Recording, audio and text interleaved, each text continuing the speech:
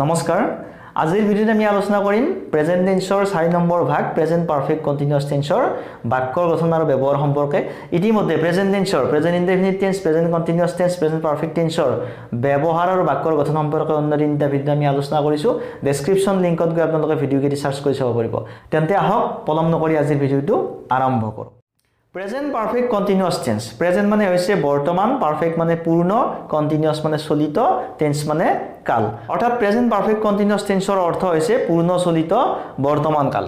এটা present perfect continuous tenseৰ বাক্যটা আমি কেনেকৈ চিনি পাম? চিনি পাবলৈ হলে তাৰ যেটো বাক্যৰ গঠন বা স্ট্ৰাকচাৰ আমি হেতু জানিব লাগিব স্ট্ৰাকচাৰত প্ৰথমতে কি আছে সাবজেক্ট মানে কৰ্তা যিয়ে কাম এটা সম্পাদন কৰে তাৰ পিছতে কি আহিব হ্যাভ বিন বা হ্যাজ বিনৰ যিকোনো এটা আহিব সাবজেক্ট অনুসৰি তাৰ পিছত কি থাকিব মেইন ভাৰ্বত আইএনজি সংযোগ হৈ থাকিব কাৰণ এইটো এটা কন্টিনিউয়াস টেন্স আমি আগতেও পাইছো যে কন্টিনিউয়াস টেন্স মানে যিকোনো কন্টিনিউয়াস টেন্সতে কি থাকিব ভাৰ্বত মেইন ভাৰ্বত আইএনজি সংযোগ হৈ থাকিব তাৰ পিছত কি থাকিব অবজেক্ট বা আদাৰ্স থাকিব কিছুমান বাক্যত অবজেক্ট নাথাকে অবজেক্ট নাথাকিলেও কিন্তু প্ৰেজেন্ট পাৰফেক্ট কন্টিনিউয়াস টেন্সৰ বাক্য এটাত কি থাকিব ভাৰ্বৰ আইএনজি সংযোগ কৰাৰ পিছত সিন্স অথবা ফৰ থাকিব তাৰ পিছত এটা টাইম ফ্ৰেজ থাকিব এতিয়া এই বাক্যৰ গঠনটো আমি কেনে ধৰণৰ বাক্য লিখিম আমি তো যিকোনো বাক্য লিখিব নোৱাৰো গতে নিয়মত পাম যে কোনো কাম বা ঘটনা অতীততে আৰম্ভ হৈ বৰ্তমান সময়লৈকে যদি চলি থকা বুজায় তেতিয়া হলে সেই বাক্যটো present perfect continuous tense বাক্যৰ গঠন মতে লিখা হয় present perfect continuous tense ব্যৱহাৰ কৰা হয় উদাহৰণ স্বৰূপে আমি পাম এই নম্বৰ ৰাতিপুৱাৰে পৰা বৰষুণ দি আছে ৰাতিপুৱাৰে পৰা বৰষুণ দি আছে মানে বৰষুণ দিয়া কামটো ৰাতিপুৱাতে আৰম্ভ হৈছে আৰু এতিয়ালৈকে চলি আছে এটা নিৰ্দিষ্ট সময়ৰ পৰা চলি আছে গতিকে এই বাক্যটো present perfect continuous tenseৰ বাক্যৰ গঠন মতে লিখা হ'ব এতিয়া ইয়াত কি আছে সাবজেক্ট ৰাতিপুৱাৰে পৰা বৰষুণ দি আছে সাবজেক্ট আমি নিৰ্দিষ্টকৈ ইয়াত মানে ধৰিব পৰা নাই এটা উজ্জ্ব হৈ আছে সাবজেক্টটো উজ্জ্ব হৈ আছে গতিকে আমি ইয়াত সাবজেক্ট কি লিখিম ইট সাবজেক্ট হিচাপে লিখিম যেটো সাবজেক্ট এটা নিৰ্দিষ্টকৈ দিয়া নাই তাৰ পিছত কি আছে বৰষুণ দি আছে ভাৰ্ব হল বৰষুণ দি থকা এটো হল ভাৰ্ব তাৰ পিছত কেতিয়াৰ পৰা ৰাতিপুৱাৰে পৰা এটো হল টাইম এক্সপ্ৰেছন এতিয়া আমি বাক্যৰ গঠন মতে লিখি যাম ৰাতিপুৱাৰে পৰা বৰষুণ দিছে প্ৰথম সাবজেক্ট হ'ব ইট সাবজেক্ট এটা ইট টু কি পারসন কি নাম্বার ইট টু হল third person singular number third person singular number হলো কি বহিব বাক্যৰ গঠন মতে হ্যাজ বিন নে হ্যাভ বিন আমি তালিকাখনত পাম যে কেৱল থাৰ্ড পাৰসন সিঙ্গুলাৰ নাম্বাৰৰ লগতে হ্যাজ বিন হয় বাকি গোটেই কেইটাতে হ্যাভ বিন হয় I have been we have been you have been you have been they have been কেৱল he she it has been হয় গতিকে ইয়াত যেটো সাবজেক্ট ইট আছে ইটৰ লগত have been has beenৰ কোনটো বহিব has been বহিব it has been তাৰ পিছত আহিল মেইন ভাৰ্বত আইএনজি যোগ the main verb কি আছে বৰষুণ দি থকা rain r a i n বৰষুণ দি থকা ভাৰ্বত কি সংযোগ কৰিব লাগিব ING raining it has been raining কেতিয়াৰ পৰা ৰাতিপুৱাৰে পৰা ইয়াত কি হ'ব পৰা since morning since morning it has been raining since morning তাৰপিছত বি নম্বৰ বাক্য মোৰ ভন্টিয়ে এসপ্তাহ ধৰি জ্বৰত ভুগি আছে অৰ্থাৎ জ্বৰত ভুগি থকা কামটো এসপ্তাহ আগতে আৰম্ভ হৈছে তাৰ ফল এতিয়াও ভোগ কৰি আছে গতিকে এসপ্তাহ আগৰে পৰা যেটো চলি আছে এই বাক্যটো প্ৰেজেন্ট পাৰফেক্ট কন্টিনিউয়াস টেন্সৰ বাক্য ইয়াত সাবজেক্ট কি আছে মোৰ ভন্টি সাবজেক্ট হল মোৰ ভন্টি জ্বৰত কোনে ভুগি আছে মোৰ ভন্টিয়ে জ্বৰত ভুগি আছে মোৰ ভন্টিয়ে কি কৰি আছে ভুগি আছে এটো হল ভাৰ্ব কি হল ভুগি আছে জ্বৰত ভুগি আছে কিমান দিন ধৰি এসপ্তাহ ধৰি টাইম এক্সপ্ৰেছন এতিয়া আমি বাক্যৰ গঠন মতে প্ৰথমতে লিখিম সাবজেক্ট কি আছে মোৰ ভন্টি মাই সিস্টাৰ সাবজেক্ট কি আছে মাই সিস্টাৰ মোৰ ভন্টি তাৰ পিছত কি লিখিব লাগিব সাবজেক্টৰ পিছতে হ্যাভ বিন হ্যাজ বিনৰ এটা লিখিব লাগিব মাই সিস্টাৰ থাৰ্ড পাৰসন সিঙ্গুলাৰ নাম্বাৰ গতিকে হ্যাজ বিন আহিব মাই সিস্টাৰ হ্যাজ বিন মোৰ ভন্টিয়ে কি কৰি আছে ভুগি আছে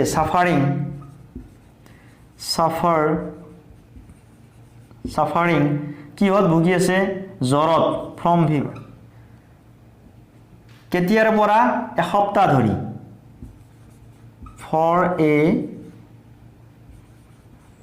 for a week my sister has been suffering from fever for a week next বাক্যত পাম আমি 4 বছৰ ধৰি এইখন বিদ্যালয়ত পঢ়ি আছো অৰ্থাৎ আমি পঢ়া কামটো 4 বছৰ আগতে আৰম্ভ হৈছে আৰু এতিয়ালৈকে চলি আছে ইয়াত সাবজেক্ট কি আছে আমি অৰ্থাৎ পঢ়ি থকা কামটো কোনে কৰিছে আমি কৰিছো আমি কি কৰি আছো পঢ়ি আছো এটো হল ভাৰ্ব আমি কোত পঢ়ি আছো এইখন বিদ্যালয়ত এটো হল প্লেস এক্সপ্ৰেছন কিমান বছৰ ধৰি 4 বছৰ ধৰি এতিয়া আমি বাক্যৰ গঠন মতে লিখি যাম প্ৰথমতে সাবজেক্ট উই আমি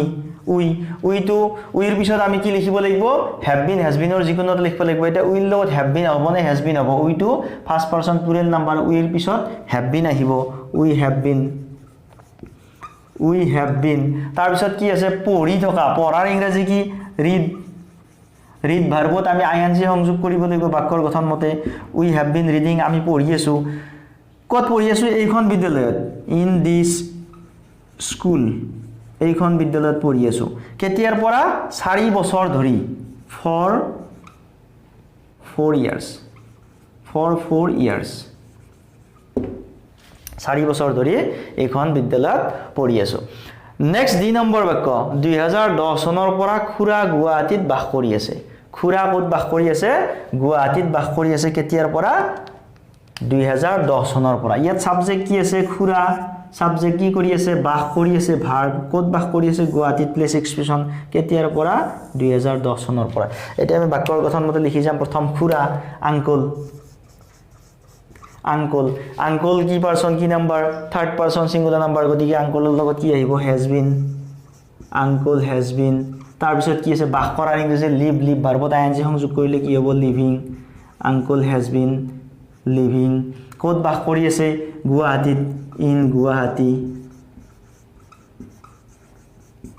কেতিয়াৰ পৰা 2010 চনৰ পৰা সিন্স 2010 নেক্সট ই নম্বৰ আধা ঘণ্টা ধৰি শিশুটিয়ে কান্দি আছে অৰ্থাৎ শিশুটিয়ে কন্দা কামটো আধা ঘণ্টা আগতে আৰম্ভ হৈছে আৰু এতিয়ালৈকে চলি আছে ইয়াত কান্দি থকা কামটো কোনে কৰিছে শিশুটিয়ে সাবজেক্ট হল শিশুটিয়ে কি কৰি আছে কান্দি আছে ভাৰ্ব কেতিয়াৰ পৰা আধা ঘণ্টা ধৰি এটো হল টাইম এক্সপ্ৰেছন এটা বাক্যৰ গঠন মতে আমি লিখিম শিশুটি the child শিশুটিয়ে থাৰ্ড পাৰসন সিঙ্গুলাৰ নাম্বাৰ গতিকে ইয়াত কি হ'ব হ্যাজ বিন আহিব শিশুটি the child has been তাৰ পিছত কান্দি থকা ক্ৰাই ভাৰ্বত ING the child has been crying কিমান সময় ধৰি আধা ঘণ্টা ধৰি for half an hour এতিয়া কথা হল যে আমি কিছুমান বাক্যত আমি কি লিখিছো কিছুমান বাক্যত আমি সিন্স লিখিছো কিছুমানত লিখিছো for কৰবাত আমি লিখিছো for কৰবাত সিন্স লিখিছো এটা সিন্স কোড ব্যৱহাৰ কৰা হয় for কোড ব্যৱহাৰ কৰা হয় যদি পঢ়া দিয়ে থাকে কোনো নিৰ্দিষ্ট সময়ৰ পৰা যদি পইণ্ট অফ টাইম ধৰি দিয়া থাকিলে ইমান চনৰ পৰা ৰাতিপুৱাৰে পৰা যোৱা সোমবাৰৰ পৰা তেতিয়া সিন্স ব্যৱহাৰ কৰা হয় যদি পঢ়া থাকে আৰু যদি ধৰি থাকে যে এসপ্তাহ ধৰি এমাহ ধৰি ছমাহ ধৰি এবছৰ ধৰি 2 ঘণ্টা ধৰি 5 মিনিট ধৰি যদি ধৰি দিয়া থাকে তেতিয়া হলে for ব্যৱহাৰ কৰা হয় ইয়াত আধা ঘণ্টা ধৰি শিশুটিয়ে কান্দি আছে গতিকে for half an hour 4 বছৰ ধৰি এখন বিদ্যালয়ত আমি পঢ়ি আছো for 4 years গতিকে পঢ়া থাকিলে সিন্স ধৰি থাকিলে for ব্যৱহাৰ কৰা হয় এতিয়া এই বাক্যকেইটা যদি আমি নেগেটিভ সেন্টেন্সলৈ পৰিৱৰ্তন কৰো তেতিয়া কি হ'ব যে ৰাতিপুৱাৰে পৰা বৰষুণ দি থকা নাই it hasn't been raining since morning মোৰ ভন্টিয়ে এসপ্তাহ ধৰি জ্বৰত ভুগি থকা নাই my sister has not been suffering from fever for a week আমি 4 বছৰ ধৰি এখন বিদ্যালয়ত পঢ়ি থকা নাই we have not been reading in the school for 4 years 2010 চনৰ পৰা খুৰা গুৱাহাটীত বাস কৰি থকা নাই uncle has not been living in Guwahati since 2010 আধা ঘণ্টা ধৰি শিশুটিয়ে কান্দি থকা নাই the child has not been crying for half an hour এই বাক্যকেইটা যদি আমি ইন্টাৰগেটিভ সেন্টেন্সত ক'বলগীয়া হয় তেতিয়া হলে কি হ'ব ৰাতিপুৱাৰে পৰা বৰষুণ দি আছে নে has it been raining since morning question mark মোৰ ভন্টি এসপ্তাহ ধৰি জ্বৰত ভুগি আছে নে has my sister been suffering from fever for a week আমি 4 বছৰ ধৰি এখন বিদ্যালয়ত পঢ়ি আছো নে have we been reading in the school for 4 years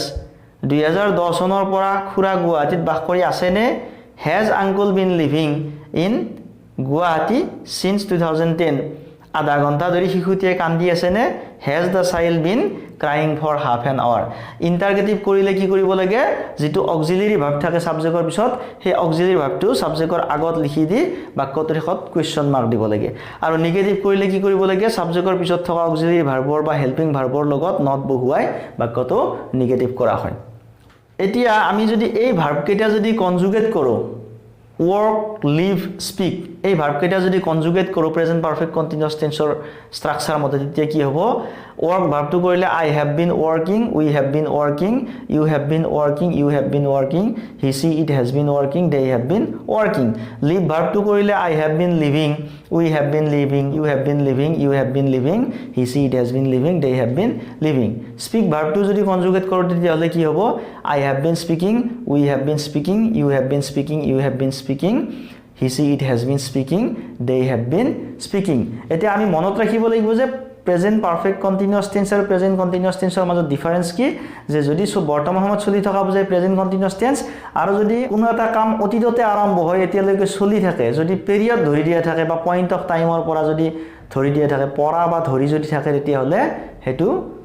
present perfect continuous টেন্সৰ বাক্যৰ গঠন মতে লিখা হয়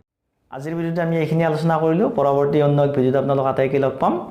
আজিৰ ভিডিওটো কেনে পালে কমেন্টত জনাব ভাল পালে লাইক কৰিব শেয়াৰ কৰিব